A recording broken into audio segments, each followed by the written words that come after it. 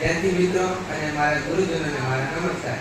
આજે હું તમને મારા શાળાના જૂના દિવસોની વાત કહીશ. મેં આ શાળામાં કેટલાય યાદગાર દિવસો વિતાવ્યા છે, એમાંથી હું તમને બે ત્રણ પ્રસંગ કહીશ. જ્યારે હું 8મા ધોરણના પહેલા સત્રમાં હતો ત્યારે અમારા 8માના મકવાણા માનવ એ ભાવેશના પીએમાં લેસન આવ્યો હતો. ભાવેશે તેને લેસન બતાવીને કહ્યું, પણ માનવ કહે કે હું લેસન આવ્યો નથી. ત્યારે ભાવેશે તેને બોલાવ્યો, પણ માનવ તો તમે ઓળખો છો કે અહીંયા હરાબ ગયો નહીં. ત્યાં સર તે મારા એક જગ્યાએ ગયા, માનવ ઉભો થઈને આખી રૂમમાં દોડ્યા.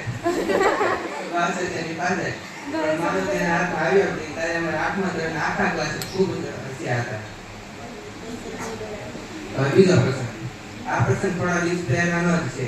જીગર માતામાં તેલ નાખ્યા વગર આવ્યો હતો.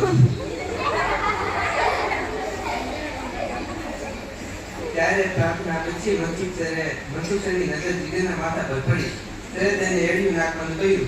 પછી મનસુખ સર ઓફિસમાં ચાલ્યા ગયા. પછી જીગરે એક ટીપો એડિયું માથામાં નાખ્યું હતું. ત્યાર પછી નાની રિસર્ચમાં પાછી મનસુખ સરની નજર જીગર પર પડી. તેને લાગ્યું કે જીગર એડિયું નાખ્યું નથી. ત્યારે તેને સાથે લઈને એડિયું નાખવા ગયા અને જીગરનું આખું માથું એડિયાવાળું થઈ ગયું. અમે બધા વોશરૂમમાં હતા. અમે ખૂબ જ દાંત કાઢ્યા. ત્યારે જીગર પણ વોશરૂમમાં અંદર આવ્યો અને માથું ધોવા લાગ્યો. મેં જીગરને કહ્યું, માથું ત્યારે તમામ મનસુખ બહાર જ ઊભા છે.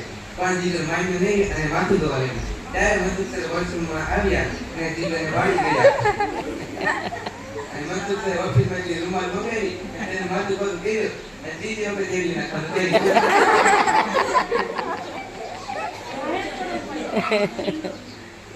ત્યારે જીગર કહે કે સવારમાં દવ કન્ડિશન નાખ્યું તો ઘરે તો પાછું નાખવું પડશે.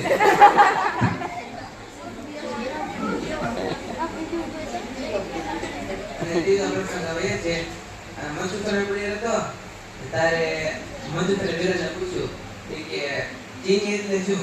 કે વિરાજ ઉપર છો કેટલી ઘણી વિચાર્યું કે હું એટલે તો ને કે ખાંડ બોલ. તે વિરાજ તો બીજું કઈ સમજો છે એ કે બજારમાં મળતી વસ્તુ